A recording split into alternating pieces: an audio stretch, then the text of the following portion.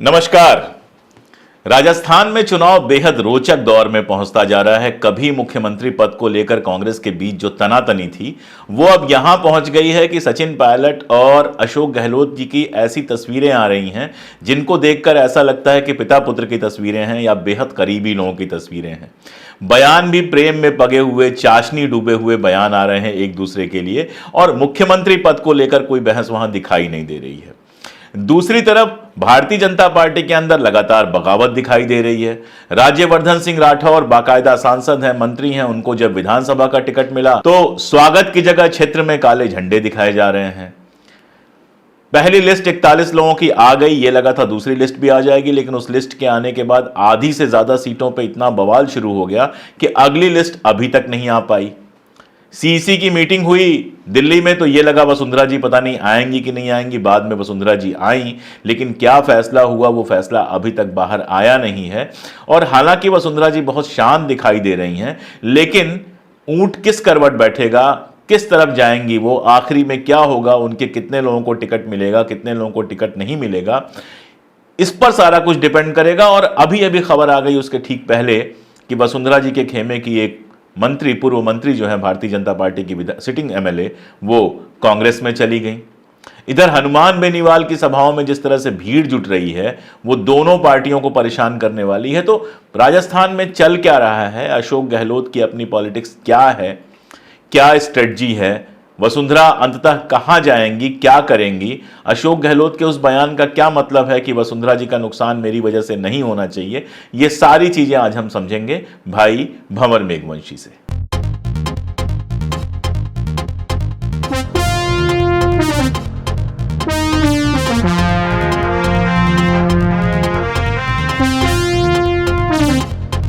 भंवर भाई साहब नमस्कार, कैसे हैं आप? नमस्कार अशोक जी, मैं बहुत ही बढ़िया हूँ। तो राजस्थान तो जबरदस्त खबरों में है। सबसे पहली जो खबर चल रही है लगातार और जिसको देख के वाकई मजा आ रहा है, वो डुएट जिसको हम लोग युगल गीत कहते थे, वो कांग्रेस के दो जो बड़े नेता हैं वहां पर, मुख्यमंत्री अशोक गहलोत जी और सचिन पायलट जी, उनके बीच में जो युगल गीत चल रहा है और जितना प्रेम छलक रहा है, कैसे देख रहे हैं आप उसको? मैं सोचता हूँ कि उन दोनों का जो ये मिलन है और जिसे आप युगल गीत कह रहे हैं, उससे एक मैसेज उनके समर्थकों से लगा करके कांग्रेस के आम कार्यकर्ताओं में ये जा रहा है कि हमारे नेता एकजुट हैं। और ये ऐसे समय में हो रहा है जब दूसरी तरफ निरंतर ये नैरेटिव बन रहा है कि उधर बहुत फूट पड़ी हुई है, आपस में जबरदस्त झगड़ा चल रहा है, बगावत हो रखी है। ऐसे समय में जो लड़ते रहे लोग, उनका एक साथ आना और एक दूसरे के समर्थकों के टिकटों को क्लियर करवाने में मदद की बात करना और ये भी कहना कि भाई विनेबिलिटी है तो हमें कोई दिक्कत नहीं है, भले ही वो हमारे विरोध में रहे हों। और कल मुख्यमंत्री जी ने एक सभा में जिन 5 विधायकों के लिए वोट देने की अपील की, उसमें 2 ऐसे लोग भी थे जो सचिन पायलट जी के समर्थक थे। तो मुझे लगता है कि इन दोनों का मिलन जो है कांग्रेस के आम कार्यकर्ताओं को काफी मनोबल बढ़ा रहा है और एकजुटता का एक बड़ा संदेश जा रहा है। एक बड़ी सुंदर तस्वीर आई। प्रियंका गांधी जी बीच में हैं, एक तरफ अशोक गहलोत जी हैं, एक तरफ सचिन पायलट जी हैं। किसी पूजा पाठ की थी, वो कहीं किसी मंदिर में वो लोग गए हुए थे, और वो जो तस्वीर आई उसके बाद से कांग्रेस समर्थकों में एक अलग तरह का उत्साह दिखा। दीदी ही मिला सकती हैं, दीदी ही जोड़ सकती हैं टाइप के लगातार ट्वीट्स हमको देखने को मिले। तो एक बात मैं आपसे बस पूछना चाहता हूं बहुत छोटी सी इसको लेकर कि अशोक गहलोत जी का एक इंटरव्यू बीच में आया जिसमें उन्होंने कहा, इंटरव्यू था या वो भाषण दे रहे थे, जिसमें उन्होंने कहा कि मैं भारत का इकलौता मुख्यमंत्री हूं जो मुख्यमंत्री पद छोड़ना चाहता हूं, लेकिन मुख्यमंत्री पद ही मुझे नहीं छोड़ रहा है। तो एक तरह से हम इसको इशारा मान सकते हैं कि वो कह रहे हैं कि अगली बार भी मुख्यमंत्री मैं ही बनूंगा। और उसके बावजूद सचिन पायलट के बारे में एक भी शब्द उन्होंने ऐसा कुछ नहीं कहा है जो आपत्तिजनक हो। और सचिन पायलट लगातार ये कह रहे हैं कि हमारे बीच में जो रिश्ता है वो आपके समझ में नहीं आएगा, वो प्रेम का रिश्ता है। और फिर इस तरह की तस्वीर आती है प्रियंका गांधी के साथ साथ 2 सभाएं होती हैं, वो सभाएं कैसी रहीं वो भी हम आपसे जानेंगे। तो इन सब के बीच क्या आपको लगता है कि हाईकमान का प्रेशर है या कोई समझौता हुआ है या फिर क्या है? मुझे लगता है कि इसमें दोनों ही चीजें हैं। एक तो कांग्रेस की जो बड़ी लीडरशिप है, उसने बीच में मध्यस्थता करते हुए दोनों को जो मिलाया, और मुझे लगता है कि ये केवल एक दिन का मिलाना जैसा नहीं है। भारत जोड़ो यात्रा के दरमियान से ही, क्योंकि उससे पहले जो कटुता थी भाषा में, रिश्तों में, उनके समर्थकों में, वो एकदम सतह पर थी, और ऐसा लग रहा था जैसे कि या तो सचिन पायलट पार्टी छोड़ देंगे, नई पार्टी बना लेंगे, या फिर बदलाव हो जाएगा, मुख्यमंत्री चेंज हो जाएंगे, ये सब चीजें जनता में थी। लेकिन राहुल गांधी जब जिस इलाके से गुजरे, वो ज्यादातर वो इलाका था जो कि सचिन पायलट के जिसको कहा जाता है कि उनके प्रभाव क्षेत्र वाला इलाका था, और उसमें निरंतर दोनों नेता साथ भी चले, फिर अनौपचारिक बातचीत, हंसी मजाक, ये सब चीजें भी हुई। तो वो जो शुरुआत हुई थी भारत जोड़ो यात्रा के दरमियान, वो निरंतर चलते चलते चलते मुझे लगता है कि एक मेच्योर रिश्ते की तरफ गई है, जहां दोनों को ये समझ आ रहा है कि अगर मिलके काम नहीं करेंगे तो कांग्रेस पार्टी और यहाँ जो सरकार है उसके लिए ये हितकर नहीं रहेगा, और मुझे लगता है कि दोनों के राजनीतिक भविष्य के लिए भी हितकर नहीं रहेगा, क्योंकि दोनों को अपने अपने समर्थकों को टिकट भी दिलाने हैं, उनको जीत भी दिलानी है। अगर दोनों आपस में लड़े तो ये लड़ाई जो है ये नीचे तक जाएगी, और ये नीचे तक गई तो इसका मतलब ये समझिए कि ये अपने अपने समर्थकों के लिए खुद ही कार सेवा करने जैसा हो जाएगा। तो वो समझ पा रहे हैं कि साथ होने के अलावा कोई भी चारा नहीं है। हो सकता है इसको आप ऐसे भी समझ सकते हैं कि भाई बाढ़ आ जाती है तो एक पेड़ पर मोर भी बैठ जाता है और सांप भी जाके बैठ जाता है। तो चाहे वो मजबूरी ही सही, लेकिन अभी जिस तरीके से दोनों एक साथ होने का संदेश दे रहे हैं, वो आम लोग, आम कार्यकर्ता के लिए तो वो संदेश महत्वपूर्ण है ही। और चूंकि दोनों को टिकट निकालने हैं अपने अपने समर्थकों के, ये बड़ी बैटल है, क्योंकि आलाकमान ने अपना सर्वे करवाया है, राहुल गांधी के पास अपनी एजेंसी का पूरा एक बुलंदा है, और राजस्थान में डिजाइन बॉक्स ने एक सर्वे किया है, सरकार के अपने सर्वे हैं। तो इन सब के बीच में अभी सबसे बड़ी चुनौती इन दिनों में इनके साथ ये रही कि जो लोग इनके साथ खड़े रहे पूरे समय, चाहे वो बगावत में खड़े रहे हो, गहलोत जी कह रहे हैं कि मानेसर में बगावत हुई उसमें जो उनके साथ खड़े रहे, या पायलट जी कह रहे हैं कि आलाकमान के खिलाफ बगावत गहलोत जी के लोगों ने की, उसमें जो लोग खड़े रहे, उन सबके हितों को बचाने की इस समय सर्वाधिक जरूरत है। और ये जो लिस्ट आएगी वो मैसेज देगी कि किसकी कितनी चली है। तो दोनों को अपनी चली है, ये भी संदेश जनता को भी देना है, अपने समर्थकों को भी देना है, और अपने समर्थक विधायकों को भी देना है। तो पहला तो जरूरत एक साथ आने की ये है, और दूसरी जरूरत ये है कि जब टिकट मिल भी जाएगा तो दोनों ही बड़े नेता हर क्षेत्र में इतने प्रभावी हैं कि 10 से 15 हजार वोटों का ऊपर नीचे करने की हैसियत रखते हैं। और अगर इतना वोट ऊपर नीचे कर एक दूसरे के समर्थकों के खिलाफ कर दें, उम्मीदवारों के खिलाफ कर दें, तो फिर तो आप ये मान के चलिए कि बड़ी संख्या में लोग हारेंगे। तो मुझे लग रहा है कि दोनों ने स्थिति को समझ लिया है कि परिस्थिति ऐसी है कि दोनों को मिलकर के अभी इस लड़ाई को स्थगित रखते हुए, फिर हो सकता है कि विधायक दल की बैठक हो और कौन कितना जिता के लाता है, वो लड़ाई तो बाद की लड़ाई है। लेकिन आज की तारीख में साथ दिख रहे हैं, साथ चल रहे हैं, साथ बोल रहे हैं, और दोनों की भाषा भी ऐसी है कि दोनों एक दूसरे को सम्मान दे रहे हैं। उनकी बॉडी लैंग्वेज से भी नजर आ रहा है, जिस फोटो की आप बात बिल्कुल। कर रहे हैं उसको कई जगहों पे मैंने भी देखा, कलर्स ऑफ राजस्थान करके कांग्रेस ने अपने ट्वीट वगैरह किए हैं। तो मुझे लगता है कि मैसेज ठीक ठाक है, इस ये युगल गीत इस समय तो ठीक से गाया जा रहा हिट हो रहा है, ये रफ़ी लता के गीत की तरह हिट हो रहा है। तो मतलब बेसिकली आप ये कह रहे हैं कि ये शॉर्ट टर्म और लॉन्ग टर्म दोनों है, इसमें शॉर्ट टर्म की भी प्लानिंग है और लॉन्ग टर्म की भी कुछ ना कुछ प्लानिंग तो आला कमान ने दी ही होगी, जिससे दोनों लोग सेटिस्फाई हुए होंगे, तभी बातें यहाँ तक पहुंची हैं। अब दूसरी तरफ देख लेते हैं भाई साहब, है। अभी जी आप कुछ कह रहे थे। नहीं नहीं, मैं यही कह रहा हूं कि क्योंकि चुनौती 2023 भी है और 2024 एक बड़ी चुनौती है, यही। और बिल्कुल। इसलिए आलाकमान पूरा इसमें इंटरेस्ट भी ले रहा है, क्योंकि राजस्थान अगर फिर से वो रिपीट करते हैं तो ये कांग्रेस में एक संचार भरेगा, ऊर्जा भरेगा, और दूसरा ये है कि इंडिया गठबंधन में भी कांग्रेस की जो ताकत है, वो एक मजबूत स्थिति में जाएगी। इसलिए कांग्रेस के लिए बहुत आवश्यक है कि राजस्थान जैसा प्रदेश जीते, क्योंकि कर्नाटका जीतने का असर आप तेलंगाना में देख सकते हैं। आज जो तेलंगाना में एक जीत की बिल्कुल। स्थिति दिख रही है, उसके पीछे कारण है कि कर्नाटका जैसे राज्य में आपने सरकार बना ली है। तो अगर राजस्थान में वो रिपीट करते हैं, तो ये एक बड़ी चीज होगी और ये 2024 तक इस जीत का असर जाएगा। इसलिए कांग्रेस आलाकमान भी पूरा जोर लगाए हुए हैं कि दोनों की केमिस्ट्री ठीक से बैठे, और मुझे लगता है कि दोनों ही इतने परिपक्व नेता तो हैं ही कि उनको राजनीति में क्या हितकर हो सकता है वो तो जानते हैं। अगर दूसरी तरफ देखें तो सीईसी की मीटिंग हुई दिल्ली में बीजेपी की, और पहले यह था कि वसुंधरा पता नहीं आएंगे कि नहीं आएंगे, फिर बाकायदा फोटो लगाया गया कि मैडम जो है वो सीईसी की मीटिंग में आई हैं। लेकिन उसके तुरंत बाद वसुंधरा समर्थक एक विधायक ने इस्तीफा देकर कांग्रेस ज्वाइन कर ली। एक लिस्ट आई 44 लोगों की शायद, और उसके बाद से अभी तक लिस्ट जारी नहीं हो सकी है। तो भारतीय जनता पार्टी में इस समय क्या चल रहा है? राज्यवर्धन सिंह राठौर का एक वीडियो आ रहा था जिसमें जहां से उनको टिकट दिया गया है वहां उनका विरोध हो रहा है, लोग कह रहे हैं वापस जाओ आप। तो अभी क्या स्थिति है भारतीय जनता पार्टी की वहां पर?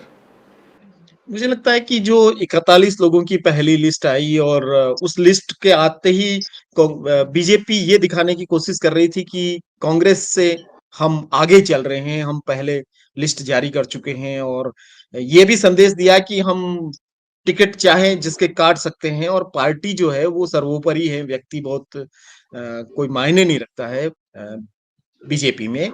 और आलाकमान जो है वो बहुत ही मजबूत है, और दिल्ली जो निर्णय ले लेती है उसके खिलाफ बोलने का किसी को साहस नहीं है।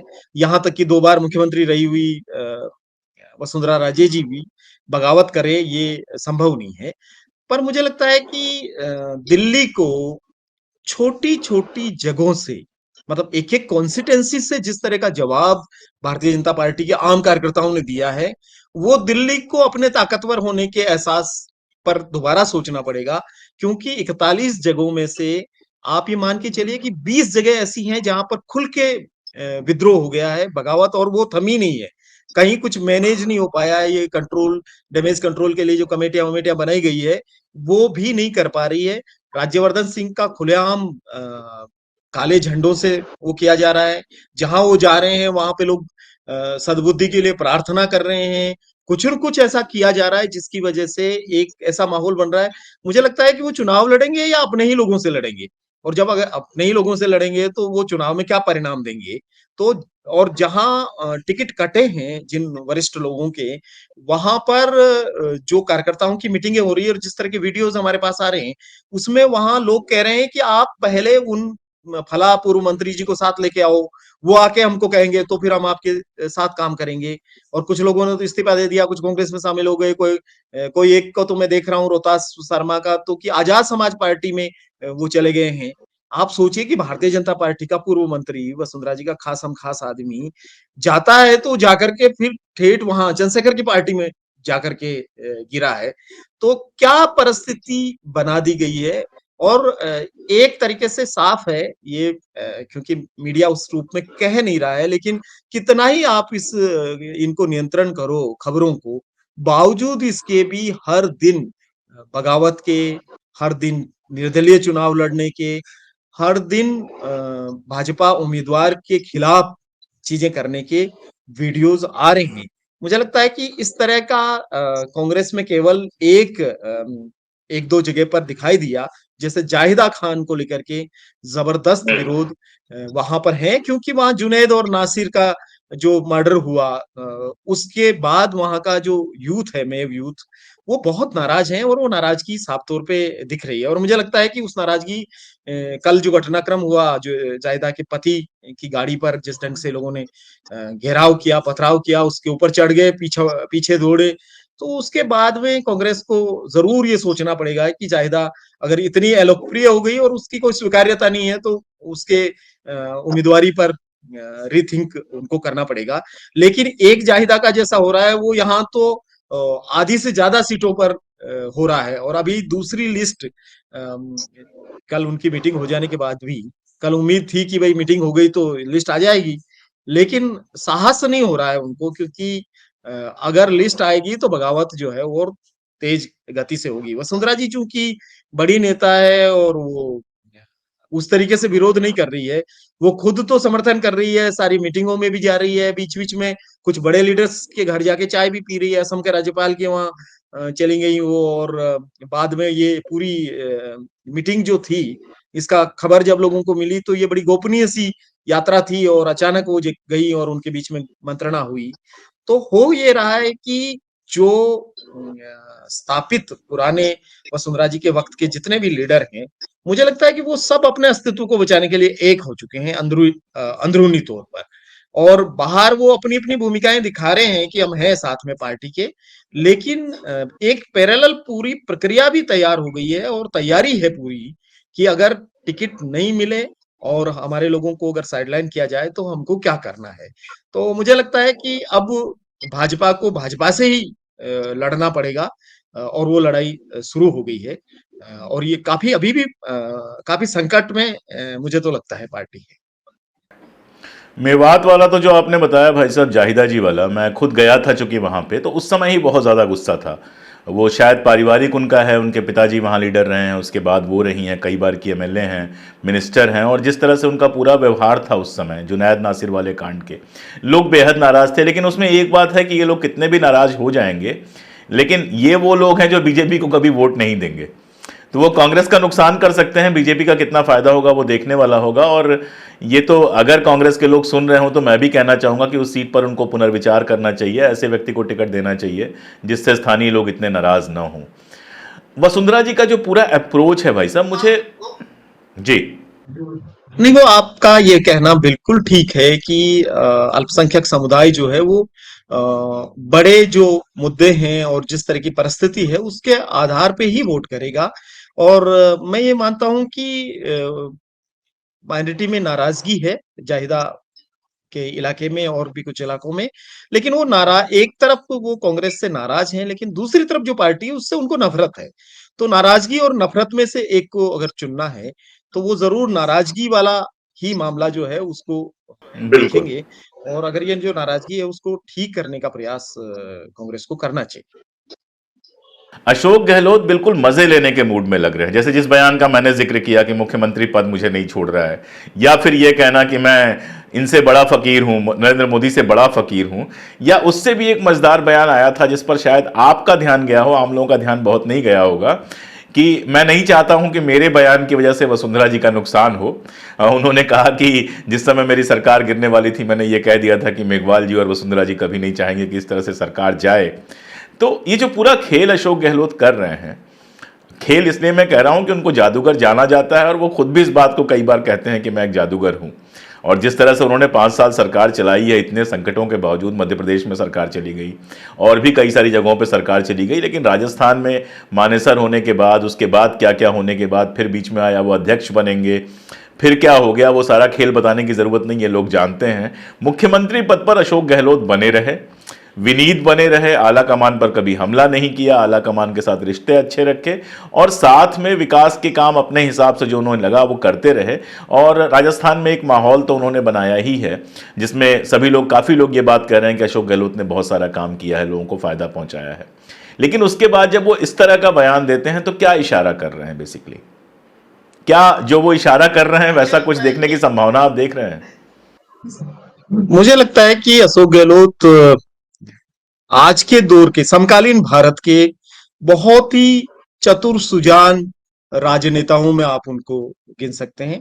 और जो लोग अपने आप को चाणक्य कहते हैं, मुझे लगता है कि उनको अशोक गहलोत से सीखना चाहिए कि चाणक्यगिरी क्या चीज का नाम है। तो अशोक गहलोत संदेश देने में बहुत महारत रखने वाले व्यक्ति हैं, और वो जब कुछ कह रहे होते हैं उसका उसकी मारक क्षमता जो है उसको वही महसूस करते हैं जिन जहां वो मिसाइल दागी जा रही है। बाकी लोगों को लगता है कि अरे इसका क्या मतलब है भाई, अभी आप बोलते बोलते वसुंधरा राजे का कोई नुकसान नहीं हो जाए ये क्यों आप कह रहे हैं। लेकिन ये कहते हुए वो दरअसल अगर कहीं वसुंधरा जी और भाजपा में कोई पटरी बैठ भी रही हो तो उस गाड़ी को पटरी से उतारने का काम उनका एकाध जो वाक्य है, एकाध जो उनका संदेश है, बयान है वो कर देता है। दूसरा ये है कि ये कहना कि भाई मैं तो छोड़ना चाहता हूँ, और ये वो एक बार नहीं बल्कि बार-बार ये कहते हैं कि मैं तो मुख्यमंत्री पद छोड़ना चाहता हूँ, लेकिन मेरे को मुख्यमंत्री पद नहीं छोड़ना चाहता है। वो उसमें भी साफ है कि भाई देखो मैं अ, अंतिम समय तक राजस्थान की सेवा करूँगा। अंतिम समय तक सेवा करने का जो मामला है, और पूरे राजस्थान में एक बड़ा प्रोसेस चला अभी विज़न 2030, तो 2030 को लेकर के लोग सुझाव दे रहे हैं, प्लानिंग कर रहे हैं। तो जो लोग ये सोच रहे हैं कि भाई 2023 में अशोक गहलोत हट जाएँगे, अशोक गहलोत तैयारी कर रहे हैं कि मैं 2030 में राजस्थान को कैसे बनाऊँगा। तो उनकी तैयारी बड़ी लंबी तैयारी है, और वो साफ तौर पे ये संदेश दे चुके हैं कि उनका रुचि जो है वो राजस्थान में है, और राजस्थान में वो रिपीट करेंगे, न केवल रिपीट करेंगे बल्कि एज़ ए सीएम भी उनका ये है कि भाई मैं रिपीट करने वाला हूँ। तो ये संदेश साफ तौर पे हैं, और ऐसे उचित मंचों पर वो बात को कहते हैं जहाँ से उसका कई जगहों पर असर होता है। उनके विरोधियों पर भी असर होता है पार्टी के अंदर, और जो आलाकमान है वहाँ तक भी मैसेज चला जाता है। आप अगर देखेंगे तो ज़्यादातर समय में वो किसी भी मीटिंग में जाने से पहले, मीटिंग में जो बात कहनी है वो बात राजस्थान हाउस से निकलते वक़्त या जयपुर से उड़ान भरने से पहले एयरपोर्ट पर कह चुके होते हैं। वो सोनिया गांधी से मिलने जाते हैं तो उनके हाथ में कागज़ होता है, उस पर सॉरी लिखा हुआ होता है। अंदर जाके सॉरी कहने की ज़रूरत होने से पहले सॉरी जो है उनकी वहाँ पे पहुँच चुकी होती है। तो गहलोत जी का जो तरीका है मैसेज देने का, वो बहुत ज़बरदस्त तरीका है, और मुख्यमंत्री हैं तो मीडिया पूछेगा तो बात करनी पड़ेगी, वो कैसे बच सकते हैं। तो मुझे लगता है कि वो बहुत तरीके से इन सारी चीज़ों को करते हैं, और ये बात भी सही है कि उन्होंने कहा मैं बड़ा फ़कीर हूँ। मेरे नाम पर मैंने कोई एक एक इंच ज़मीन नहीं खरीदी इतने सालों में, और जो उनको व्यक्तिगत रूप से जानते हैं कि जीवन तो उनका सादा है। साधारण भोजन करने वाले व्यक्ति हैं, साधारणतः लोगों से मिलते हैं। अब ठीक है, एक राजनेता को जिस तरह के दाँव-पेंच करने पड़ते हैं, वो करने ही पड़ते होंगे, जो मैनेजमेंट करना पड़ता है, वो करना ही पड़ता होगा। लेकिन फिर भी एक ऐसे समुदाय से व्यक्ति आता है, पिछड़े वर्ग से, जो कि जिसकी कोई संख्या नहीं है, वो अपनी कम्युनिटी के अकेले विधायक हैं। वो ये भी नहीं कह सकते हैं कि भाई मेरे तो इतनी संख्या का समाज है, या मैं ये वो हूँ, वो सारी चीज़ नहीं है। उसके बावजूद व्यक्ति पिछले 50 साल से राजनीति में प्रासंगिक बना हुआ है। 3 बार पीसीसी प्रेज़िडेंट रह लिया है, सांसद रह लिया है, केंद्रीय मंत्री रह लिया है, 3 बार मुख्यमंत्री रह लिया है, और अभी 2030 तक की प्लानिंग करके व्यक्ति चल रहा है। तो ये मान सकते हैं कि, और मुझे लगता है कि कांग्रेस के पास अगर इस लेवल के, इस स्तर के अगर राजनेता हैं हिंदी बेल्ट में, तो कांग्रेस को अशोक गहलोत जैसे राजनीतिज्ञों का, अनुभवी व्यक्तित्वों का ज़रूर और बड़े पैमाने पर उपयोग की भी सोचना चाहिए कि वो पूरी हिंदी पट्टी में किस तरीके से पार्टी के जनाधार को बना सकें, और निश्चित रूप से वो एक संगठन के व्यक्ति भी हैं। मूलतः वो कांग्रेस के संगठन से आए हुए व्यक्ति हैं, तो वो ये जानते भी हैं कि कार्यकर्ता को कैसे तवज्जो मिलनी चाहिए, नेतृत्व में किस तरह के लोग आने चाहिए। ये ठीक है कि आपसी लड़ाइयाँ, झगड़े राजनीति का अपना एक आवश्यक अंग है, वो चलता है। बावजूद इसके भी मुझे लगता है कि उनको ये मालूम है कि कब एक हो जाना है और कब थोड़ा लड़ना भी है। तो वो सारे संदेश वो बीच-बीच में देते रहते दो लोग भंवर भाई ऐसे हैं कांग्रेस में सीनियर लीडरशिप में, एक दिग्विजय सिंह जी और एक अशोक गहलोत जी। दोनों लोगों के लिए वो सब कुछ सही है जो आपने कहा। लेकिन एक चीज़ मैं जोड़ना चाहूँगा, ये अपनी तरफ से मैं कह रहा हूँ कि विचारधारा को लेकर इन दोनों लोगों का जो कमिटमेंट है वो गज़ब का है। अशोक गहलोत ने जिस तरह से गांधीयन पूरा एक मिनिस्ट्री बनाई है अलग से, गांव-गांव में गांधीयन जिस तरह से वो ट्रेनिंग दिलवा रहे हैं, चूँकि मुझे उसका हिस्सा होने का एक आध बार मौका मिला है। अभी उन्होंने जो वहाँ पर एक गांधी म्यूज़ियम जैसा बनाया है, उस म्यूज़ियम के उद्घाटन में भी मैं गया हुआ था। तो वो भी अपने आप में एक बहुत सीखने वाली चीज़ है। कांग्रेस के लोगों को सीखना चाहिए कि विचारधारा के साथ जुड़कर सांप्रदायिकता के जीवन भर खिलाफ रह के, कभी पार्टी ना बदल के आप जो पोजीशन बनाते हैं वो पोजीशन जातिवादी से ऊपर चली जाती है। और भले आपका एक विधायक, आप अकेले अपनी जाति के विधायक हों, लेकिन पार्टी के अंदर दांव पेच से मैं कहीं इंकार नहीं कर रहा हूं, जो आपने बताया वो तो राजनीति का हिस्सा है। लेकिन एक पक्ष ये भी है जो अक्सर अनदेखा रह जाता है। हाँ, ये बात निश्चित रूप से सही है कि अशोक गहलोत बहुत ही शालीन तरीके से चीजों को करते जाते हैं। वो शायद उस रूप में उन चीजों की मार्केटिंग नहीं करते हैं। जैसा उन्होंने शांति और अहिंसा निदेशालय बना करके जिस तरीके से उसमें जो महात्मा गांधी प्रेरक लगाए, वो प्रेरक जो हैं वो संविधान केंद्र पर काम करेंगे। तो ये जो जोड़ने वाली बात है, क्योंकि संविधान की बात आएगी तो बाबा साहब अम्बेडकर की बात आएगी। इधर बिल्कुल। जो निदेशालय इसको चला रहा है वो गांधीयन पूरे थॉट के साथ चला रहा है। उन्होंने दलितों के लिए स्पेशल फंड का एक एक्ट बनाया, एससी और ST special development fund act बनाया है। और भी विभिन्न जो वर्ग हैं उनके लिए काफी कुछ उन्होंने सब चीजें दी। तो मुझे लगता है कि गहलोत सारे वर्गों को ध्यान में रखते हुए चीजें करते जाते हैं, और बहुत ज्यादा उनकी मार्केटिंग उस रूप में नहीं करते हैं। वो शायद थोड़ी सी उनकी स्ट्रेटेजी है कि उन पर कोई लेबल नहीं कर दे उनको, तो ज्यादातर वो अपने आप को, ये गांधीयन उनकी जो छवि है उसके साथ वो कनेक्ट रखते हैं। लेकिन ऐसा नहीं है, वो ज्योतिबा फुले सावित्रीबाई फुले के नाम पर भी चीजें इसी बिल्कुल। बीच में कुछ कर देते हैं। हर ब्लॉक लेवल पे अंबेडकर भवन बना देते हैं, और उसके लिए बड़ी फंडिंग होती है। तो काफी चीजें हैं जो चुपके से वो अल्पसंख्यकों के लिए, पिछड़ों के लिए, जाति जनगणना पे आप उनका स्टैंड देख सकते हैं। जिस तरीके से उन्होंने एकदम खड़े हुए और उन्होंने कहा कि नहीं, ये हमारी पार्टी का स्टैंड है और यही हमारा भी स्टैंड है। तो सामाजिक न्याय के जो मसले हैं, उन पर भी अशोक गहलोत कहीं पीछे नहीं है। लेकिन मुझे लगता है कि वो अपनी एक प्रोडर छवि ऐसी रखना चाहते हैं कि भाई मैं गांधीवादी व्यक्ति हूँ। वो चाहते तो वो शायद पिछड़े वर्ग के सबसे प्रमुख राजनेता के रूप में देश भर में स्थापित हो सकते थे, दलित पिछड़ों के साथी के रूप में, बहुजनों के उसके हिसाब में। और वो उनकी राजनीति में कहीं उनका विरोध वाला मामला नहीं है, उनके हितैषी रहे इन वर्गों के।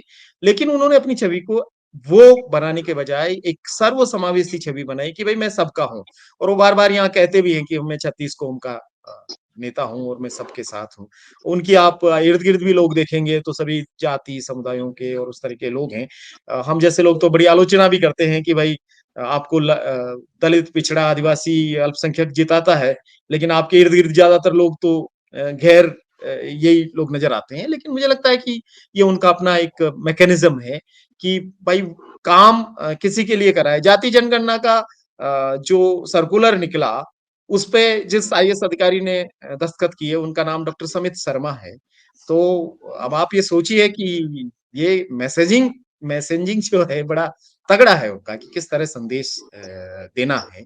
तो गहलोत जी का जो काम रहा है और काम किया है, मुझे लगता है कि इस बार उन्होंने जिस तरीके से जुड़ करके, वैसे भी प्रो पीपल और प्रो पुअर जो उनका अप्रोच रहा है वो सदैव से रहा है। उनकी 3 बार के सब चीजों में आप देखेंगे, जेनरिक दवाइयों की बात, फ्री दवाइयों की बात, आते-आते अंत में जाकर के स्वास्थ्य का अधिकार जैसा कानून का बनना, और चिरंजीवी जैसी योजना।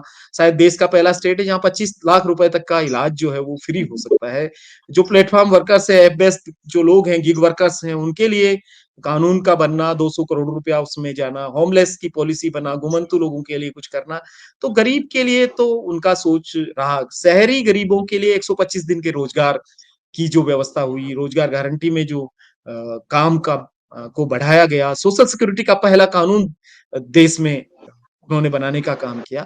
तो मुझे लगता है कि अशोक गहलोत ने कल्याणकारी राज्य की भूमिका को एक बार फिर से बिल्कुल। स्थापित किया। और उसको शायद वो उस रूप में नहीं कह पा रहे होंगे या नहीं कह रहे हैं। वो उनका काम उतना, ये काम पार्टी का या बाकी लोगों का है कि वो उसको उस रूप में कहें। लेकिन काम तो निश्चित रूप से अशोक गहलोत ने किया है, और इसीलिए उनका नारा भी है, काम किया दिल से कांग्रेस फिर से। तो शायद वो कहने का अधिकार भी और है। असल में गांधीवाद यही है भी भंवर भाई, गांधीवाद यही है भी, गांधीवाद की कोई अलग से थीरी नहीं है। गांधीवाद है ही यही कि सबको साथ लेकर चलना। अब उसके अपने अंतर विरोध होते हैं, बाकी सारी चीज़ें होती हैं, उस पर तो इंटेलेक्चुअल बहसें चलती रहती हैं। लेकिन मेरे हिसाब से तो गांधीवाद यही है, सबको साथ लेकर चलना, और जो आखिरी पंक्ति के लोग हैं उनको आगे बढ़ाने की लगातार कोशिश करना, और इस आगे बढ़ाने के प्रोसेस में उन लोगों को भी शामिल करना जो पहले से आगे बढ़े हुए हैं, उनके अंदर ये चेतना जगाना कि ये तुम्हारा भी फर्ज है। मेरे ख्याल से तो गांधीवाद यही है। मैं ये कह रहा हूं कि गांधी के विचारों को लेकर के या गांधीवाद को लेकर के सहमतियां असहमतियां अपनी जगह पर हैं, वो रहेंगी।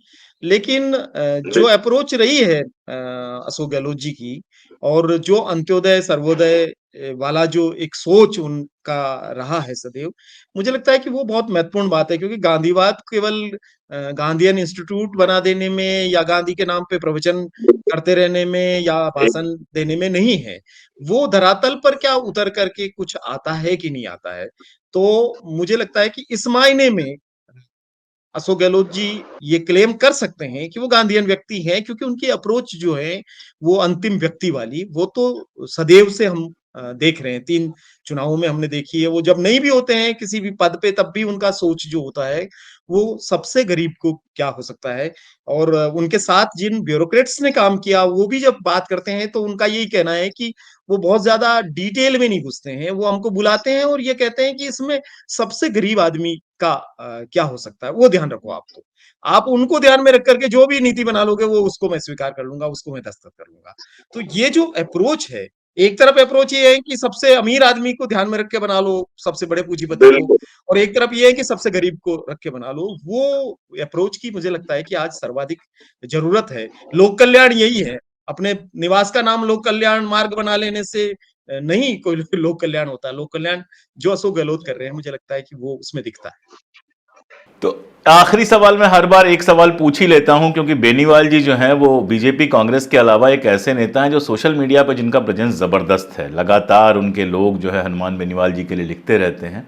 कितना स्विंग कर रहे हैं इस बार, कितना असर डाल रहे हैं, और ऊंट किस करवट बैठेगा? मुझे लगता है कि हनुमान बेनीवाल जी का जो अपना प्रभाव क्षेत्र है, क्योंकि वो निरंतर सक्रिय व्यक्तियों में से एक राजनेता हैं जो कभी रुकते नहीं है। वो किसान आंदोलन में जब से एनडीए से बाहर आए, मुझे लगता है कि सबसे ज्यादा जो किसी ऐसे क्षत्रिय दलों में सर्वाधिक घूमने वाले व्यक्ति, सर्वाधिक मीटिंगें लेने वाले व्यक्ति, हर दिन कहीं न कहीं रेला रेली निकालने वाले व्यक्ति, और कुछ का कुछ बोल देने वाले व्यक्ति, जो मन में आए वो बोल देने वाले व्यक्ति, तो वो सब करके उन्होंने एक अपनी छवि बना ली कि भाई ये व्यक्ति जो है ये बहुत मजबूत, बेखौफ और निडर व्यक्ति है। चाहे जिसके बारे में जो भी बोल देता है, कोई डरता नहीं है। और उसी वजह से उनके साथ उस तरह की भीड़, खास तौर पे यूथ की भीड़ जुट रही है। वो न केवल उनके अपने किसान जाट समुदाय की, बल्कि और समुदाय भी उनके साथ तेजी से जुड़ रहे हैं। तो मुझे लगता है कि वो अपना खेल करेंगे, लेकिन अ, वो केवल किसी एक पार्टी को नुकसान पहुंचाएंगे ऐसा नहीं है, बल्कि वो देखेंगे कि दोनों पार्टियों की लिस्ट आ जाए। लिस्ट आने के बाद में जो लोग वंचित रह गए हैं, उन वंचितों के बड़े नेता, बड़े मसीहा अब जो हैं, वो हनुमान बेनीवाल होने वाले हैं। उन सबको टिकट हनुमान बेनीवाल देंगे, और निश्चित रूप से वो दोनों ही तरफ दुधारी तलवार है हनुमान बेनीवाल। वो इधर भी मार करेंगे, उधर भी मार करेंगे, और वो किधर भी मार कर सकते हैं, उनका पता नहीं है। लेकिन उनकी प्रेजेंस है और उसको स्वीकार करना चाहिए। तो चुनावी तलवारें जब तक रिजल्ट नहीं आ जाएगा तब तक चलती रहेंगी, स्थितियां बदलती रहेंगी। हर लिस्ट के आने के बाद कुछ नए तमाशे होंगे, कभी इधर होंगे कभी उधर होंगे। फाइनली ऊंट किस करवट में बैठेगा ये तो रिजल्ट आने के बाद ही समझ में आएगा। लेकिन बीच में ऊंट की चाल कैसी कैसी होगी ये समझने के लिए हम बार बार भंवर भाई के पास वापस आते रहेंगे। आज के लिए इतना ही, बहुत शुक्रिया। Thank you very much Ashok ji, शुक्रिया।